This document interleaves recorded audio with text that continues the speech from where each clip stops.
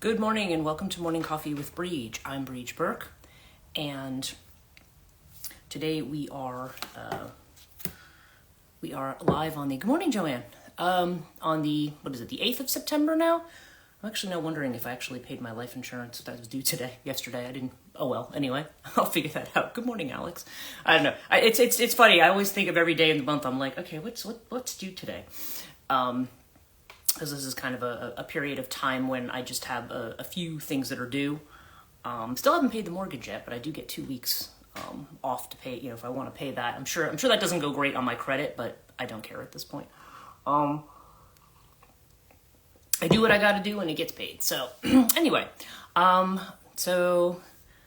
good morning. I hope everybody's having a great start to their day. I can say here it is very nice. It is chilly out. It was a little bit foggy on the windows.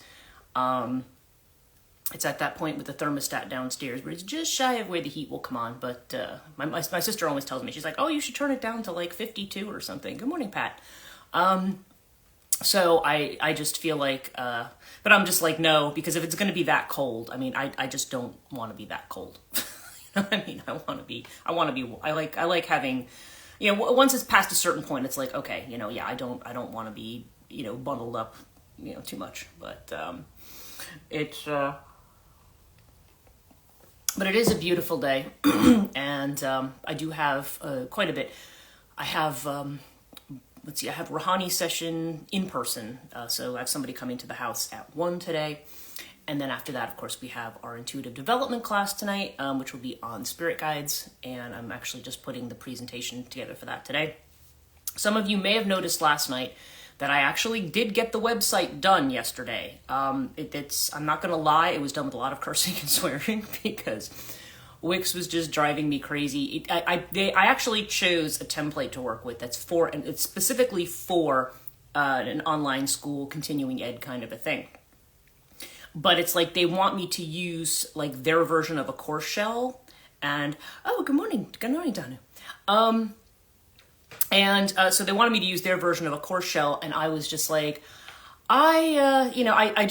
I was on tech support with Wix last night, and the woman was like, she's like, this is actually beyond me. She's like, can I give you a ticket number and you can call somebody tomorrow? And you know what? To be honest, I did appreciate the fact that this girl, like, she didn't take that much time and she didn't waste my time. She just admitted, like, look, I don't know this. Can I push you to somebody who actually knows what they're doing? And I do appreciate people who don't just try to tinker around and pretend that they know and then waste my time. So I felt like, so that, I did appreciate that. But I did eventually figure out the things that were problematic to me in terms of how this was set up with payments and stuff, because it's not the same as having a book online. Like, it's not services that you're offering, it's classes. And what I did was I ended up making the main semester piece, and then I have 4 separate audits for people who just want to audit individual ones. What I would have rather done is just had one audit option and people could do a form. But of course, no, you can't create a custom form with these. You have to use the payment form that they give you. So, because normally there'd be a place for notes or something where you could say, oh, I want to apply it to this lecture or to this class. But so I had to create 4 of them, one for each lecture. But at least there's only 4 of us and 4 lectures. They're each in 2-week blocks. So anyway, I do have the website posted. Good morning, JR. I do have the website posted, so I'm very excited about it. I'm glad that I've gotten it up. Of course, today we are dealing with Sun opposed to Saturn in Pisces, which Alex mentioned yesterday, and that still seems to be a thing. And so Saturn in Pisces is what challenges us to take our ideas and make them something real, to manifest what it is that we're trying to do. And so that is what I'm doing, and I'm working towards that, but with the Sun opposition, good morning. So with the Sun opposition there, I'm going to be, I don't know, it's going to be, I don't know how, I mean, to me that might limit the visibility of something. Like it's not, because if the Sun is about what's recognized and it's in opposition to this kind of work, I don't know, maybe it could be the other way around too. You could think of it as you have to put the work in order to get it recognized. So anyway, I did manage to slog through and get that done yesterday, and I think it looks pretty good. It does still look like there's some weird pop-ups. Like, for example, I don't understand why with their theme for buttons, or for menu items. Good morning, Suda. There's, with menu items, they had like a black, what was it? Like, it was like a black button, or actually a black background, sorry, with black text. And I'm like, nobody can read this. It literally looks like it's just blank when you open the menu. So I had to go in and figure out where that was on the mobile site and change it so that people could actually read the menu. I was like, and then I noticed when I looked at it this morning, I feel like it's added what they call a letterbox, which is the same thing like pop up like, oh, sign up for our newsletter, which I did not ask for. I mean, I'm not ready to do something like that. So I deleted it, and now it looks to me like there's this little black box, and I'm wondering if it's still trying to pop up. So anyway, Wix is supposed to be easy, and there was a lot of pieces to this. I'm like, this shouldn't be hard for me to do. I just take all my faculty photos and rework everything in Photoshop just to make them visible, because the photo constraints were really bizarre. And anyway, I don't know. I'm not going to sit there and whinge about it, but it was just yeah, it was just, there was a lot that had to go into it yesterday, and I had to take frequent breaks because I was just like, but. Anyway, it's done. I did manage to put the work in spite of the state of mind I described to everybody yesterday. Yeah, so I'm hopeful that people are going to sign up for this. I mean, there's a lot of people who seem to be interested, but you know how it is with these things. A lot of people are interested, but they don't necessarily want to commit to doing it. I mean, there could be a number of reasons. Maybe people don't have the money right now. Maybe people don't. And I get it, but it's, you know, I'm trying to, and I know a lot of the UK people might be a bit disappointed because the classes are from 6:30 to 8:30 p.m. And so that's going to be like 11:30 to 1:30 a.m. in UK time. So unless you're somebody who's up that late, it would be hard to take those courses. And the thing is, I had to set the times for when my instructors were available. I might try to see if we can do Saturday classes or something like that next term. The problem is this semester also I'm teaching a lot in person on Saturdays. I have to, yeah, it's curtailing some of my client hours too. So I'm trying to make it that I'm not shortchanging my clients, and that, but also I want the opportunity to teach in person. I mean, that would be kind of nice locally, where I don't have to drive, 80 miles to MSU, where I am teaching online. And, I'm trying to keep up with that as well, because I'm going to have student grading to do for 2 classes this term. I have a mythology and I have an understanding religion this semester. So I'm doing those classes as well. And so there's a lot going on. Oh, and Tuesday, for anybody who's local to New Jersey, I'm going to be at the Mount Olive Public Library, which is out, it's about half an hour from where I live. Everything's a half an hour from where I live. And so it's, I'm going to be doing it with my friend, with Jenny Dinarasam, who's also another practitioner. You can follow her on here on Jenny DS13. Jenny is a Reiki practitioner, Akashic Records reader, engage, and she's actually certified in a lot of different healing modalities. And there's some that I think she prefers more than others. I'm going to be talking about Rahani. We're all of us are certified in Reiki, and Melissa, who is on here sometimes, who has a little touch of sunshine, will also be there talking about IET. So we're going to have this presentation, and we're going to each do a little sample. Anybody who attends my free Rahani sessions knows that I give like a very quick sample, and that often is what gets people interested in in trying it. So anyway, I'll be doing that on Tuesday, which is usually my day off. But there's just a whole lot going on right now, again, which I'm not complaining about, but I am trying to take advantage of my Saturdays now, because I'm not going to have Saturdays off for a while. So I'm trying to, like, as I get to the second half of the month where I have paychecks again, I'm like, okay, I'm trying to like see as many people as I possibly can too, like in between, friends and stuff who I haven't seen in a while, because I just feel like it's, all summer I haven't really had the money to go out, and I've also just been busy every day, just trying to make everything work. And I'm looking forward to a moment. No rest for the wicked, I say. Yeah. Yes, exactly. I'm trying to, the wicked or the weary, I guess. But so anyway, I'm hoping that over the fall, that things that I get to a financial point where I'm not just like, hey, I have enough money to just make my bills this month. Like, I really want to get to a point where I have money to go back overseas again, because I'm really having the itch to go back over to the UK sometime. And I'm getting a lot of people messaging me about when I'm coming back. So yeah, so we'll see how that goes. Anyway, I didn't want to take so much time with what's going on right now, but just sort of the updates on what's happening with transition life coaching, and also on the Katonia side of the house, Katonia.net. I still have to do the legal paperwork for that.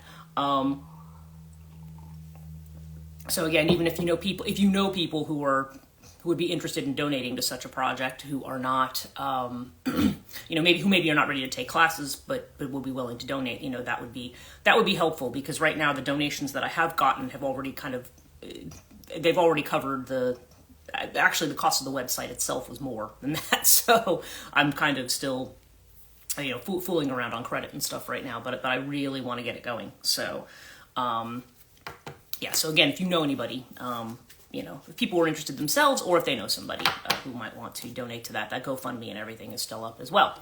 So, okay, so what I wanted to talk about today, because I thought, it would be good to have, as you know, I wake up in the morning and I kind of go through and I'll do like a little quick reading. I always do my grounding and my protection, and then I call up my guides and I do all that, stuff, and see who wants to talk first. This morning I had all the crows like lined up out the window squawking, so I knew the Morrigan wants to talk first today. So she had some interesting things to say about the school and about some things that might happen with it. And Azrael and I have been having kind of an interesting back and forth about stuff. Anyway, I'm not going to derail into that. But the card I got mostly today was the Two of Swords. And so I thought, I was gonna talk mainly about the Two of Swords, but then I was like, you know what? I think it might be good to have almost like a little mini tarot thing where I talk a little bit about what they call archetype constellations and the tarot. I do have like a mini course on this that was available to Patreon subscribers, and not a lot of people have. Yeah, I don't know. I mean, I don't know if people just forget that they're there. I think a lot of people have signed up for Patreon, just want to donate and aren't necessarily interested in doing a whole lot of other stuff, which is fine. I mean, whatever people want. I just want to make sure people get the benefits that are owed to them. And but I did do a little, and I'm not even sure it's a very good one. I'm always, for some reason, when I record stuff, this computer I have gets things slow down. People who have been on some of my classes, like all of a sudden, as soon as you go to open like a keynote on the Mac, everything just wants to freeze, or, I call it Starsky and Hutch mode, where you suddenly start going really slow. It's those 70s sitcoms where you would at the very end, like you have these people who just freeze. I think there was a Benny Hill sketch about that years ago, hey, how come we keep freezing like this? So that's what I think goes into my mind. That's why I call it that. But anyway, I did want to talk about the 2's because there's a wonderful book, and actually I have it in front of me here. I don't know if any of you have it. It's called the Tarot Handbook, and it's called the Practical Applications of Ancient Visual Symbols. And this is by Angelis Arian, who does in fact have a PhD in anthropology. And this book is fascinating because she uses the Crowley Thoth deck. So some of you here, I'm sure, are familiar with that. Oh my God, Penny Hill, I know. Some of you I know are familiar with the Crowley deck. I actually have that. Let me just reach over here. There's a lot of them. I have the big version. I also have the little version. Jenny had given me the little version as a gift. So, interestingly, this deck and the other really famous deck, which is the Rider-Waite-Smith deck, both of these are designed by women in spite of the fact that they have men's names on them. This one was designed by Lady Frida Harris. Yeah, I bought this one back in the 80s, so this one is a big one. I don't know if these are available quite like this anymore. But I have this deck, and that is actually the deck that Angelis Arian uses in this book. Now, there's a difference between this deck and the Rider-Waite-Smith, which of course is designed by Pamela Coleman Smith, all the images. And it was weird because I was pulling out all the 2's, and for some reason I ended up with the 9 of Cups. So, good morning, Patricia. So it's, so I'm doing so it was just weird that I was pulling the 2's and this came up with it. So I just thought, okay, that's a nice little omen for today, I think. But what I wanted to talk about with the 2's was that, so if I kind of start with the Rider-Waite ones, okay, we've got these different cards here. And when we talk about something being along a constellation, we're talking about it numerologically. So these cards are all in what's known as the High Priestess constellation because they all have the number 2. And High Priestess is card 2. The other cards are now, okay, in the traditional Rider-Waite-Smith, it would be Justice, right? But on her constellation, she's using Strength because she's using the Crowley deck, which actually Crowley calls it the Lust card. And actually, I did pull that one out, yeah. So, yeah, there's... So there it's card number 11 because 1 and 1 adds up to 2. Hi. Love your breach. Oh, love my Breegis cross. Oh, thank you. Yes. I've actually had that up since in bulk. I had put it up. I had it downstairs. I put it up for ritual, and then I just stuck it behind my bed. So it seemed like a good place for it. Yes, it's. So I have this. So that's one of the differences between some of the more esoteric decks and the Rider-Waite-Smith is that Judgment and Strength are reversed numerologically. Yeah. Anyway, you know what I'm talking about. So they're reversed, and I guess it sort of depends on how the major arcana is being construed there, because a lot of the cards.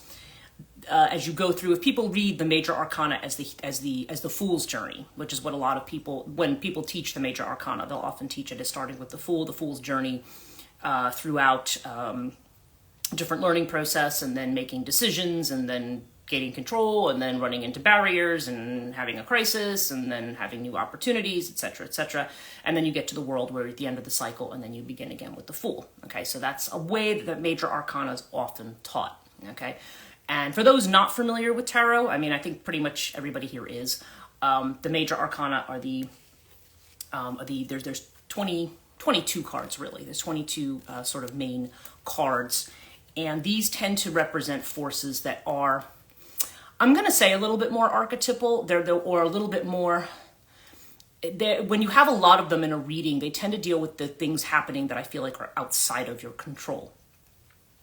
And I feel like the minors, which are the 4 suits, which actually would correspond to the 4 suits of a deck of playing cards, have more to do with things that are more variable, things that perhaps we have more control over, or things that may be more about just particular issues or things that we're dealing with that may not be, they may be variable or changeable. Now, that's not to say that major arcana stuff isn't changeable, but it tends to have to do with forces. I think the minor arcana has a little bit more to do with forces that are under our control. And the 2's have a lot to do with, and I think this is interesting right now, given what we've talked about in the last few weeks, is this has a lot to do with where we have to make decisions. Because there's a lot of people are at a crossroads with different things. And the 2's all have to do, they're very interesting in how they are put together. Because the 2 of Wands, we often think about as a card. People interpret this one very, very differently. You've got the man who's holding the world in his hands, right? And you've got the 2 wands, and he's looking out over the water here. So there's a sense here, and the 3 of Wands is actually quite a similar card in this deck, except there's a 3rd wand, and you actually see ships coming in. So with this one, it's more like this person's got the world in their hands. So this is often seen as a ready-to-launch kind of a card. Like, this is somebody who's got it together and is now prepared after the Ace of Wands, which is that energy, that fiery energy that inspires us, or that brings us to this kind of idea of the source. Now this is where we are looking out and saying, okay, where am I going to take this inspiration? Where is it going to go? So this is often seen as a card of decision making, or being at a kind of a crossroads in terms of where are you going to take this energy? Where are you going to put it? In our favorite Osho Zen deck, this is that card of possibilities, where you have the eagle that flies over the mountaintop. And so it's a matter of looking out and seeing, what's possible, what kind of connections are we going to make? Because this person stands alone, and the question is, okay, so how are you going to connect with what's outside of you? And and the 2 of Cups obviously is a card of connecting. The implication is connecting in a romantic way. Now, people have pointed out with this card that you have this, because you have this kind of Griffin type figure here at the top with the wings. this lion's head, which to me actually is reminiscent of time, actually, and certainly certain Orphic conceptions of time, like the figure of Aeon that Carl Jung talks about, is what this kind of reminds me of with the caduceus here, which is, which kind of this intertwining of the serpents. There's a lot here about life coming into form here, and you've got these two people who are dressed very, very differently here. There's this idea that you might be, people often see this as attracting people who might seem very, very different to you. But this is the idea of connecting with somebody in an emotional way. Okay, whatever that means, whether that's romantic love, whether it's whether just somebody who really cares about you and believes in what you're doing. There's definitely this strong sense of connection, and also connecting with somebody who's different from you, not just in terms of gender or anything like that, but just somebody who might be actually different from you. Now, our Two of Pentacles, this one has come up a lot for people too. Now, that's the moment-to-moment card in the Osho Zen deck. And as I've mentioned, there's this person who's like juggling, and he's got there's a little Leminskit here. Okay, so you've got the infinity sign is what we generally call it. And it's like the sideways figure 8. And you've got the two pentacles that are being balanced in this way. And again, there tends to be, and you have this image of this ship in the background, kind of on a bit of the sea actually looks a bit stormy in this one. So I feel like there's this idea that we're juggling multiple things. And so again, this card is often taken in a couple of different ways by readers, depending on the context. This can be just that you are multitasking.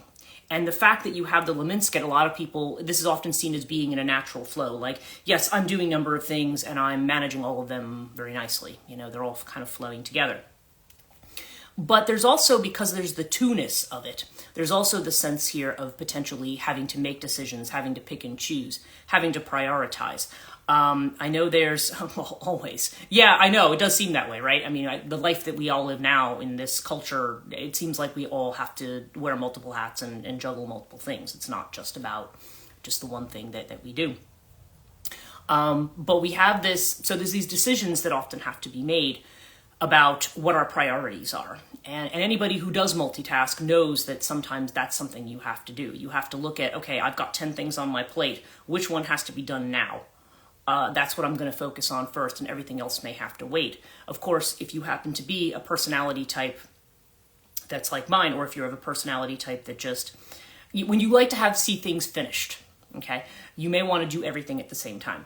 Yes, yeah, probably. Well, you and I are both Taurians, and actually, well, and so is Pat. I know that. Canadian Pat. I know she is also, we are, we're all Taurian, so we kind of like to know where we're at. We like to be settled. We like to know, and we like to know that we have all the steps and that we like to be productive. We like to finish things. Again, there's that very earthy kind of a thing. But sometimes you have to choose, because when you have too many things going on, it may just not be viable for you to do them all. And certainly in the Tarot Oscuro, which is another one of my favorite decks, the idea there is, the way that they construe it in that deck is more like somebody who, this is only a juggling act that you can maintain for so long. So, because life is not just meant to be distracted. Yes. Yeah, I was just saying, we're all these Taurians, and I'm sure it's not just us. I think there's a lot of people who just feel that it's very unsettling when you have unfinished business waiting that you have to take care of, right? Good morning, Sam. We're just talking about the 2's in the tarot deck. And finally we have the 2 of Swords, okay, which is the one that came up for me this morning. And again, you have this idea of this woman who's blindfolded. She's got, and this is one of the cards that's like this. So the arms are crossed. So this is about shutting out. This is about not making a decision. This is about a decision really that needs to be made, but we don't really want to look at it. And the swords are up. Now, in the Crowley deck, this is called the card of peace, or I think that's what it's called. Is it peace or is it truce? I have it in front of me here. Let's see. It's called peace, yeah. Now, you see this person, she's sitting here, and there's water, again, behind her. The water often indicates that horizon, that space into which we're going here. And there is sort of the island behind her, but right now, we're not, this is the card of, we're not looking at that. We're not looking at anything right now. We have our defenses up, and we just want to be where we are. But again, this card does bring the inevitability of a decision. That a decision's going to have to be made at some point. Now with our majors, now let me tell you a little bit about. I'm going to show you these cards actually first in the Crowley deck. So okay, our Two of Wands. This is known as the card of Dominion. Okay, in the more esoteric decks, and I say that because it's the Crowley deck, but like I've used the Kabbalistic Tarot and different ones, they refer to this card as the card of Dominion. Because there's this idea that you are, you know, the man with the world in his hands, right? This is your domain. Yes, all the Crowley cards, I mean, yeah, Lady Frida Harris did a really beautiful job on these. And yeah, so there's definitely this sense here of like I said, of dominion, of being over your domain and being in this position to move out. Now, the astrology of this is Mars and Aries. Okay, so that's the kind of, and that's the one. That's the other thing about the Crowley deck, is it actually tells you what the astrology is. You've got the little, nobody can see it. There's the Mars symbol and there's the Aries symbol down there. So it's yeah. So Mars and Aries. I mean, yeah. You think about that energy. That's that supercharged energy. I mean, that's double fire. That's like, yeah, I'm ready to move, right? When we look at the Two of Cups in this one, which is Venus in Cancer, okay, so, you know, again, double water. Yeah, we have this idea. This is called the Love card, you know, pretty self-explanatory, right? And then we have our Two of Pentacles, which is, I'm just trying, oh, this is Jupiter in Capricorn. I always remember this card because Jupiter in Capricorn is actually what my 7th house is, so it's kind of interesting. Jupiter and Capricorn. So again, we have the Leminskit, but we're seeing this more as the serpent. Okay, and whenever you see the kind of idea of a serpent swallowing its tail in any fashion, I love the size of the card. I just love the size of the card. Yeah, the size of the card is cool in terms of being able to see it. It's not always cool in terms of being able to shuffle it, because I find that these are the ones that really test, you know, my whatever this tendon is right here between my thumb and forefinger. But yeah, but they are pretty cards, and the big size is really nice to look at. And you know, and there's also the yin and yang in here as well. So yeah, there's this idea of trying to balance multiple things. Oh my God, I was just thinking that, yeah. And again, this idea of this almost Ouroboros kind of figure always has to do with time, and the way that time, you know, is cyclical in some way. So this is, and when we think of the cyclical nature of time, it's interesting because time doesn't move in a circle. It moves in that loop. When we talk about keeping things in balance, this is actually the perfect card of balance. It's called the card of change, but it's the perfect card of change because oftentimes when we talk about, oh, like I need to balance my masculine and feminine, or I need to balance this with this, my practicality with my intuition, I need to balance. It's not like, oh, I'm going to do a little of this over here and a little of this over here. It's a flow, and it's a flow from one thing to another. That's why the Leminskit is the better thing to represent that, because we flow between those states. It's not like, and it's going to depend on the moment. Remember, this is called the moment-to-moment card in the Osho Zen deck. It's the idea of being in the moment and flowing with whatever's there and just dealing with whatever's in front of you. Almost like a changing of the guard. Preserve tradition, progress to the future. Yes, exactly. But in the same time, doing this all from the point of view of the present. You know, we're flowing perpetually into. There was one Julian. I can't think of his last name. Anyway, he's a physicist who had talked about the idea of us living in a series of nows, like a series of like now capsules, is kind of the way he had put it in his book, which I read a very long time ago. But it was just this idea that we're in this space of the now.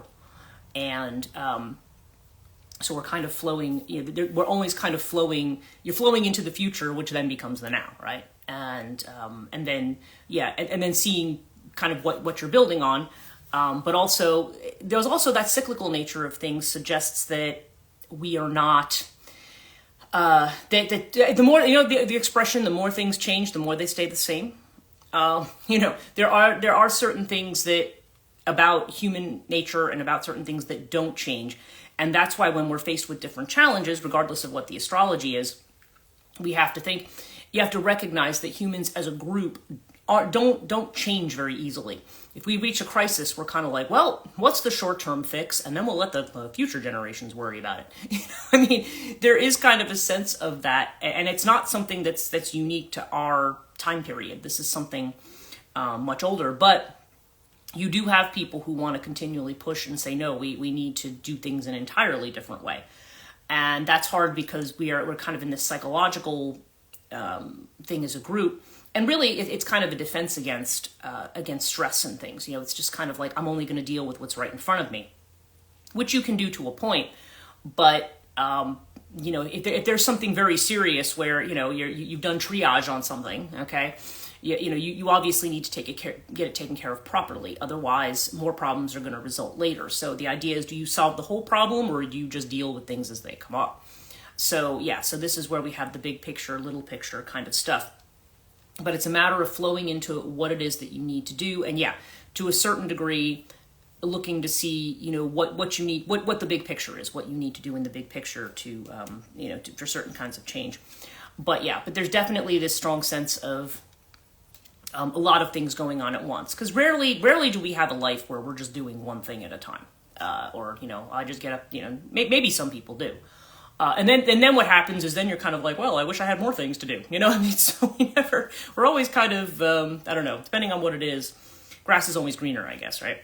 Okay, and then we have our Two of Swords, which is our truce card, or peace card. And it's, truce is actually the Four of Swords. So this is peace. So so it's a moment where as I'll say to people sometimes in their readings, it's like, okay, things aren't going to get worse. They're not getting better right now, but they're not getting worse. It's that kind of an energy. Like it's just, you're kind of in between. So now the other cards that are in this constellation, and I'm going to use it from this deck. So this is the High Priestess. Okay. This is the one card. Okay. We've got the Priestess. We've got what's the Strength card, which Crowley calls the Lust card. And this, of course, is based on his kind of Thelemic, Babylon, Therion kind of way of looking at things for people who are not familiar with his Thelemic philosophy and Book of the Law. This is a lot of the imagery is based on that. So you've got this. So this is card 11. So this is another one. And then, of course, again, another Thelemic imagery card, which is called the Aeon. This is his version of the Judgment card. And this is Rahor Queet in the center. This is Horus, like the crowned and conquering child. And you see the kind of figure here that's doing what they call the the sign of Harpocrates, they call it. There's the person that looks like they're kind of got their finger to their mouth. And anybody who has done any of those kind of rituals knows that you do things and then you end with the sign of Harpocrates. It's like the sign of silence, the idea of, to know, to will, to dare, and to be silent. Like there's this idea of silence here. So, again, very esoteric. But the Aeon is the same as Judgment. It's card 20. And this has to do with, so again, what's Judgment? This is about, it's interesting. Okay, so we have a lot of these cards about choice, right? We have, Two of Wands, preparing to launch, right? Two of Cups, who we are going to associate with, who we love, who we are intimate with. In the midst of change, what are we going to prioritize in the moment, right? And then, of course, the idea of, I'm not ready to make a decision yet, right? So what does the Priestess have to do with? I mean, the Priestess has to do with intuition, right? This is what is unknown, dealing with what is unknown, what is unseen, or what's not told.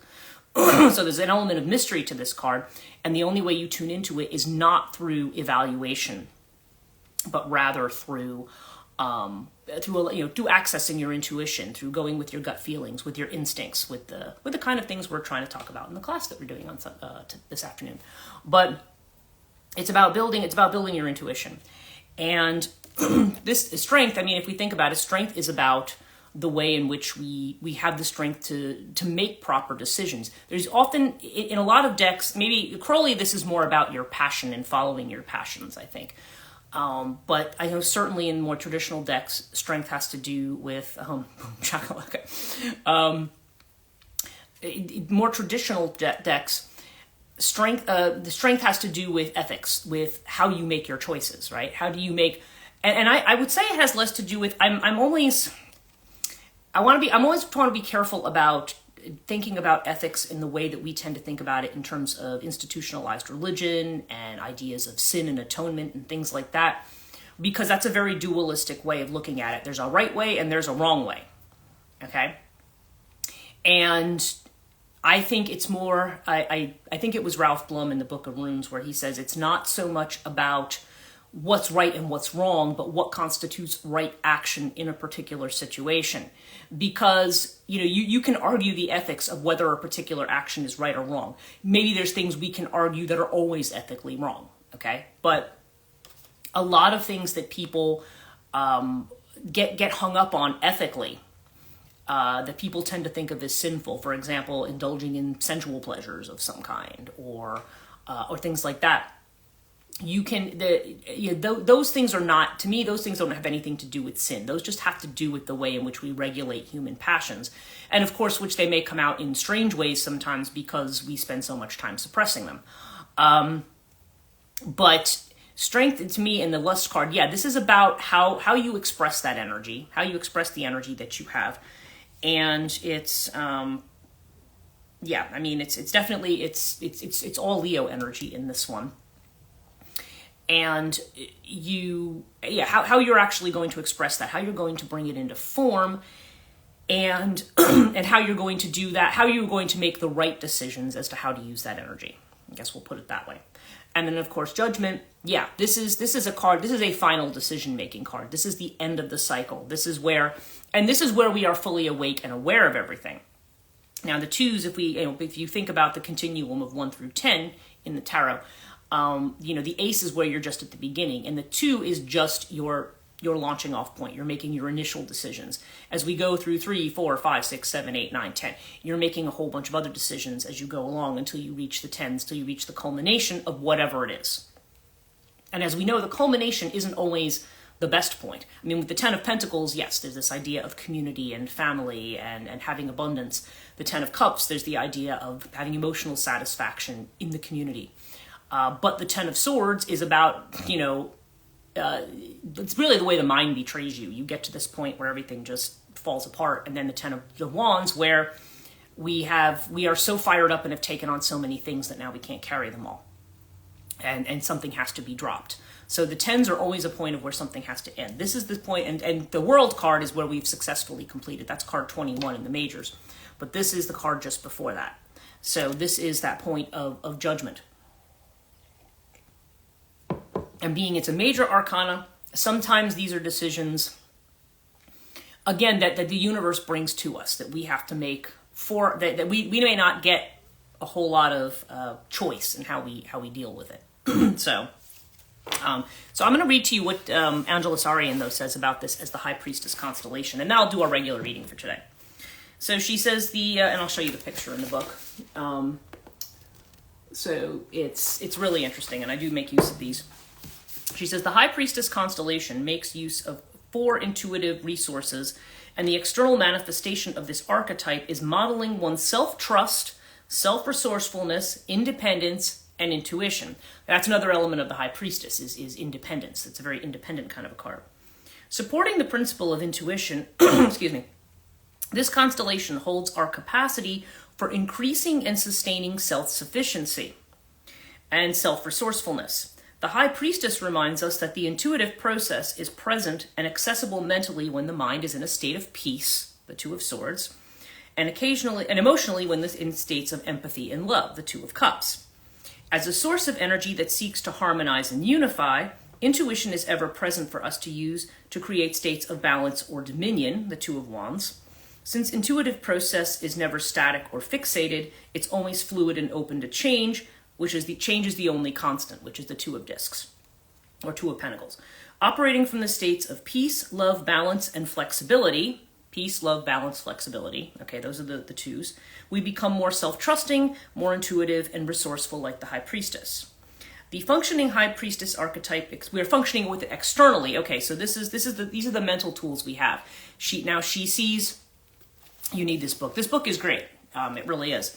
And actually, I was lucky. I got a free copy of this when I used to work for a book distributor. I cataloged it, and they can't sell review copies, so we got to take them home. So I got to take this one home.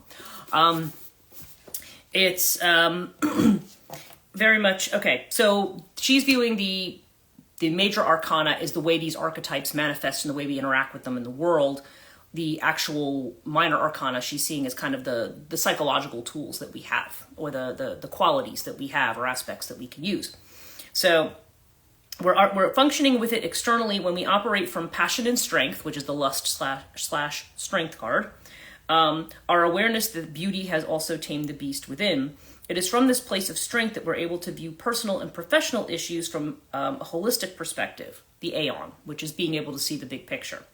The Aeon reminds us that the High Priestess externalizes intuition through the use of good judgment as we give birth to new forms in relationships and career.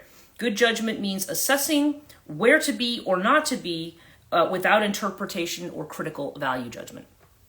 Yeah, I can send a pic. I think I posted a pic of this a long time ago, but I can post a new one. Trusting and following intuition allows us to manifest our strength and to look at situations of life from a broader perspective. Our intuition propels the arrow. Our intention sets the direction. Yeah, because she's calling this the matrix of an arrow. And if I can show it to you, you see that the two cards are here. That you have the Aeon and you have strength here. And then you have the High Priestess, and then you have all the 2's behind it. So it's in the form of an arrow. It's something that the way in which we choose our direction. Okay, so the 2's have a lot to do with the way we use the different tools that we have to choose our direction, or the points at which maybe we don't choose. Oh, no problem. Yeah. So, or the way that we not choose. Okay. So yeah, interesting. So anyway, we've got about 4 minutes left. So I don't know. Let's see. Which deck do I want to use today? I'll just go with our regular deck here. I'll just do a quick reading and see what the Osho Zen cards have for us today. And yeah, and I'll probably talk about some of the other constellations in some future live streams too. Oh, look at the first card that came up. The High Priestess, the inner voice card, and that's what it is in this deck, right? That is so funny. That's the first card that came up. Oh my goodness, and another 2. Okay, so yeah, intuition. That's the keynote for today, right? Following one's intuition, listening to the inner voice. I mean, again, we can think of the voice of our guides as well, but ultimately, whatever our guides are, this is kind of a reflection of that inner voice that doesn't guide us the wrong way. I think that's the way I want to put it. I don't know that I want to call it a higher voice, but it's, some people think of it that way, but it's just, yeah, that inner voice that steers us where we actually need to go. And inner feeling of which we're unaware, we have this 8 of Cups energy, letting go. So this may be the way in which we need to let go of the past, the way in which we need to let go of the need to control, I think is really what this is about. Because when we worry too much about doing things a certain way or doing things the old way, we don't or being wedded to doing things the way we've always done them, we don't innovate, we don't move into that new space. And I feel like in a certain way, these areas of discomfort that we all have in our lives, maybe about certain things, or the ways in which we feel and we're being poked and prodded in certain directions, maybe trying to push us to let go of something. Let go of an idea, say, kind of looking at it as, imagine if you didn't have to do it this way, right? And of course, we got another 2. We got the possibilities card. Yeah, well, let go, right? So possibilities, yeah, I was just talking about this card before. The eagle flying above this kind of area of possibilities, so, above the mountain range and the plains. Seeing what your possibilities are. So this is interesting. So we've got 2 2's in this one, right? So yeah, being able to externally, you're looking at the possibilities, but you may be looking at them the old way. So there's this idea of, okay, what do you need to move on from? That maybe unconsciously you're thinking, oh, well, of course I have to move on with that. And it may be saying, yeah, maybe you don't. Yeah, we have the playfulness card. We have the Page of Wands here. So playfulness is about, I said this the other day, about treating it like play. Like I said, when we were kids, you play at different things. You play at school. You play at, I don't know, you used to play at dolls. You used to play at all different, different stuff when you were a kid. And again, you're not necessarily playing at this in the same way, but kind of getting back to that idea of play, of being able to play with things and trying to imagine things without any of the limitations. And then trying to drill down to, how we make those things possible, or if the steps that we think we need to take to make something possible are really the steps. Is there another way to do it? Are we approaching something too directly, you know? Yeah, and our outcome is the King of Wands. It's the Creator card, okay? So this is what's leading us to that fire energy, towards that creative energy. We need to let go. Now, of course, the Eight of Cups here is a water card, and, you know, of course, the High Priestess is a major, right in the center. But around that, we have mostly fire.